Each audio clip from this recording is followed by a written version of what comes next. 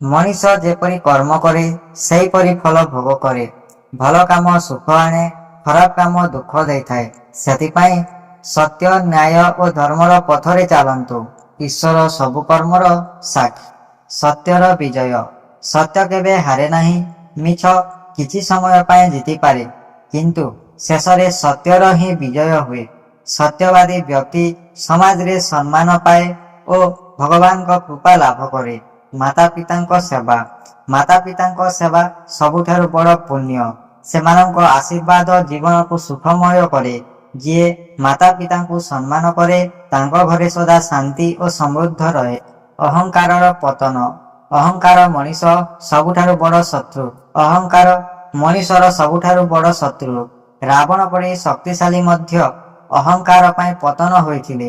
ବିନମ୍ରତା ମଣିଷକୁ ମହାନ କରେ ଓ ସମସ୍ତଙ୍କ ପ୍ରିୟ କରେ। ଦାନର ମହିମା। ଦାନ କେବଳ ଧନ ଦେବା ନୁହେଁ, ଭୋକିଲାକୁ ଖାଦ୍ୟ ଓ ଅସହାୟଙ୍କୁ ସାହାଯ୍ୟ କରିବା ମଧ୍ୟ ଦାନ। ନିଃସ୍ୱାର୍ଥ ଦାନ ଜୀବନରେ ପୁଣ୍ୟ ବଢ଼ାଏ ଓ ମନକୁ ପବିତ୍ର କରେ। ଭକ୍ତିର ଶକ୍ତି। ସତ୍ୟ ଭକ୍ତି ଭଗବାନଙ୍କୁ ପ୍ରସନ୍ନ କରେ। ଭକ୍ତିରେ ଅହଙ୍କାର ନୁହେଁ, ପ୍ରେମ ଓ ବିଶ୍ୱାସ ଦରକାର। ନିଷ୍ଠାର ସହ ଭଗବାନଙ୍କ ସ୍ମରଣ କଲେ ମନକୁ ଶାନ୍ତି ମିଳେ। କ୍ରୋଧର କ୍ଷତି। କ୍ରୋଧ ମଣିଷର ବୁଦ୍ଧିକୁ ନଷ୍ଟ କରେ। କ୍ରୋଧରେ ନିଆଯାଇଥିବା ନିଷ୍ପତ୍ତି ପରେ ଅନୁତାପର କାରଣ ହୁଏ। ଧୈର୍ଯ୍ୟ ଓ କ୍ଷମା ଜୀବନକୁ ସୁନ୍ଦର କରେ। ସମୟର ମୂଲ୍ୟ। ସମୟ ଅମୂଲ୍ୟ ସମ୍ପଦ। ଥରେ ଚାଲିଗଲେ ଫେରିଆସେ ନାହିଁ। ସମୟର ସଦୁପଯୋଗ କରୁଥିବା ବ୍ୟକ୍ତି ଜୀବନରେ ସଫଳତା ପାଏ। ଭଲ ସାଙ୍ଗ। ଭଲ ଲୋକଙ୍କ ସଙ୍ଗ ଜୀବନକୁ ଉନ୍ନତ କରେ। ଖରାପ ସଙ୍ଗ ଧୀରେ ଧୀରେ ଭଲ ଗୁଣକୁ ନଷ୍ଟ କରିଦିଏ। ଲୋଭର ପରିମାଣ। ଲୋଭ ମଣିଷକୁ ଅଶାନ୍ତ କରେ। ଯେତେ ମିଳିଲେ ମଧ୍ୟ ଲୋଭୀର ମନ ଭରେ ନାହିଁ। ସନ୍ତୋଷ ହିଁ ପ୍ରକୃତ ସୁଖର ରହସ୍ୟ। କ୍ଷମାର ମହତ୍ତ୍ୱ।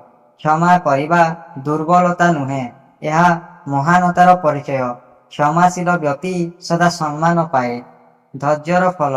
ଧୈର୍ଯ୍ୟ ଧରିଥିବା ମଣିଷ କଠିନ ସମୟକୁ ମଧ୍ୟ ଜିତିପାରେ। ଅତି ତରବର କ୍ଷତିର କାରଣ ହୁଏ। ଧର୍ମର ପଥ। ଧର୍ମର ପଥ କଷ୍ଟକର ହୋଇପାରେ, କିନ୍ତୁ ଶେଷରେ ସଫଳତା ଓ ଶାନ୍ତି ଦେଇଥାଏ। ମିଠା କଥା। ମଧୁର କଥା ଶତ୍ରୁକୁ ମଧ୍ୟ ମିତ୍ର କରିପାରେ। କଠୋର କଥା ସମ୍ପର୍କକୁ ଭାଙ୍ଗିଦିଏ। ଈର୍ଷାର କ୍ଷତି। ଈର୍ଷା ନିଜ ମନକୁ ଜଳାଏ। ଅନ୍ୟ ସଫଳତାରେ ଖୁସି ହେବା ଶିଖନ୍ତୁ। ପାପରୁ ଦୂରେ ରୁହନ୍ତୁ। ଛୋଟ ପାପକୁ ମଧ୍ୟ ଅବହେଳା କରନ୍ତୁ ନାହିଁ। ପାପ ଧୀରେ ଧୀରେ ଜୀବନକୁ ଅନ୍ଧକାର କରିଦିଏ। ସେବାର ପୁଣ୍ୟ। ନିଃସ୍ୱାର୍ଥ ସେବା ଭଗବାନଙ୍କ ସେବା ସମାନ। ସେବା କରୁଥିବା ମନ ସଦା ପବିତ୍ର ରହେ। ଆତ୍ମବିଶ୍ୱାସ। ନିଜ ଉପରେ ବିଶ୍ୱାସ ରଖନ୍ତୁ। ଭଗବାନଙ୍କୁ ସ୍ମରଣ କରି ସାହସର ସହ ଆଗକୁ ବଢ଼ନ୍ତୁ। ସରଳ ଜୀବନ। ସରଳ ଜୀବନ ଓ ଉଚ୍ଚ ଚିନ୍ତାଧାରା ମଣିଷକୁ ସମ୍ମାନିତ କରେ।